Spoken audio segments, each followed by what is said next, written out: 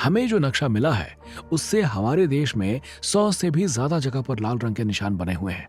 या तो ये लोग उन जगहों पर अटैक करना चाहते हैं या फिर वहां पर अपने जासूसों को रख रहे हैं या रख चुके हैं।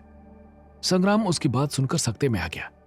क्या लैपटॉप से और इन्फॉर्मेशन निकालकर यह पता चल सकता है कि इन्होंने कहां कहां पर अपने जासूस छोड़े हुए हैं? वैसे अदिति कंप्यूटर एक्सपर्ट है, लेकिन अगर तुम चाहो तो मैं किसी और का इंतजाम भी कर सकता हूं जो हर छुपी हुई जानकारी निकाल लेगा। अदिति सब कुछ पहले ही चेक कर चुकी है। तो तुम्हारा प्लान क्या है?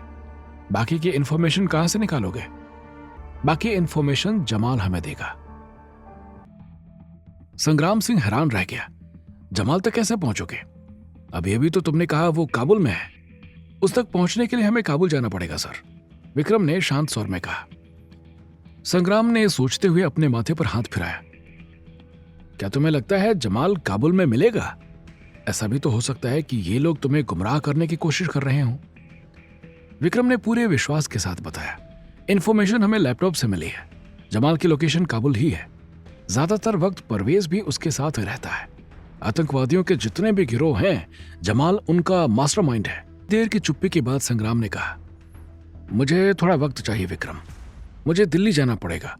अपनी तरफ से पूरी कोशिश करूंगा कि हमें परमिशन मिल जाए।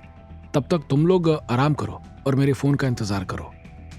फोन काटने के बाद विक्रम ने संग्राम के निर्देश शांतनु और अदिति को बताए। इसके बाद वो लोग होटल लौट आए। नहा धोकर नाश्ता करने के बाद शांतनु भी विक्रम और अदिति के कमरे में आ गया और वो लोग संग्राम के फोन का इंतजार करने लगे। अदिति को चिढ़ाने के लिए शांतनु ने कहा, पता है विक्रम, अदिति को लग रहा था कि तुम बिल्डिंग से नीचे आने में डर रहे हो, इसलिए तुम्हें मुझे सहारा देने को कहा है। अदिति ने आंखें तरेर कर शांतनु को देखा। विक्रम ने कंधे उचकाए। ठीक तो है, इतनी ऊपर से सिर्फ एक तार पकड़ के आने में किसी को भी डर लगेगा। अदिति ने नाक चढ़ाकर सफाई दी। मैं तो पहली बार मिली हूं तुम लोगों से, मुझे कैसे पता होगा कि तुमने ऐसा क्यों बोला था?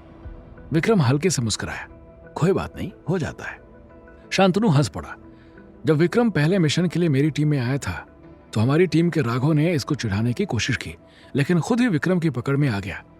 अगर मैं टाइम पर नहीं पहुंचता तो तुम क्या करते विक्रम? एक आधा हाथ पैर तो तोड़ ही देते। अदिति के पूछने पर शांतनु ने पूरा किस्सा सुनाया। ओह, तो तुम लोग सैनिक हो, इसलिए सुसाइड नोट लिखना पड़ता है, अदिति ने समझते हुए कहा। और तुम? विक्रम ने पूछा। जानता हूं कुछ और नहीं बता सकती, पर यह तो बता सकती हो कि क्या तुम भी संग्राम सर की एजेंट हो या किसी और एजेंसी की? अदिति ने उन दोनों को देखा। क्या फर्क पड़ता है? मैं बस एक गुमनाम एजेंट हूं जिसने देश की जमीन को छूकर यह कसम खाई है कि इस जमीन पर बाहर वालों को दाग नहीं लगाने दूंगी। मेरी जिंदगी भी देश के नाम है और मौत भी देश की रक्षा करते हुए ही होगी, और मुझे इस बात का बहुत गर्व है। विक्रम ने 2 उंगलियों से अदिति को सैल्यूट किया। तुम गुमनाम नहीं हो। जंग में मरने वाले हर सैनिक का नाम देश के लोगों को भले ही पता नहीं होता, लेकिन उनका दिल उन सभी सैनिकों को हमेशा नमन करता है जिनकी वजह से वो शांति के माहौल में चैन की सांस लेते हैं। ओके बॉस, अदिति ने हंसकर कहा। वैसे तुम लोगों का प्लान भी जबरदस्त था। विक्रम को लगा वो आतंकवादियों का ऑफिस उड़ाने के प्लान की बात कर रही है, इसलिए उसने बताया, बम की पेटियों को नष्ट करना जरूरी था।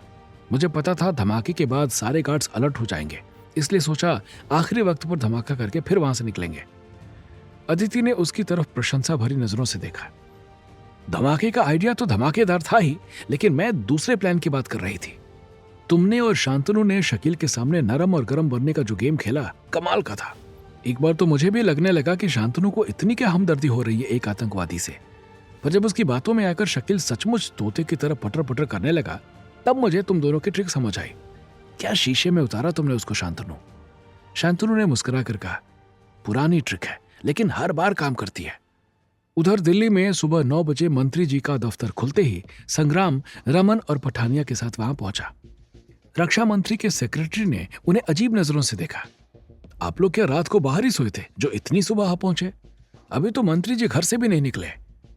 रमन ने घड़ी पर नजर डाली। कितनी देर में यहां पहुंच जाएंगे? सेक्रेटरी ने मुंह बनाया। अब मंत्री जी आपके हिसाब से आएंगे क्या? वैसे 10 बजे उनकी प्रधानमंत्री के साथ मीटिंग है, तब तक आ ही जाएंगे। उसके बाद अगर वक्त हुआ तो मैं आप लोगों को मिलने का टाइम दिलवा दूंगा। संग्राम ने कुर्सी से खड़े होते हुए कहा, अगर वक्त की इतनी कमी है तो रहने दीजिए। कल को जब रक्षा मंत्री फोन करके पूछेंगे कि उनकी परमिशन के बिना काम कैसे हुआ, तो मैं बता दूंगा कि उनके सेक्रेटरी ने हमें मिलने नहीं दिया।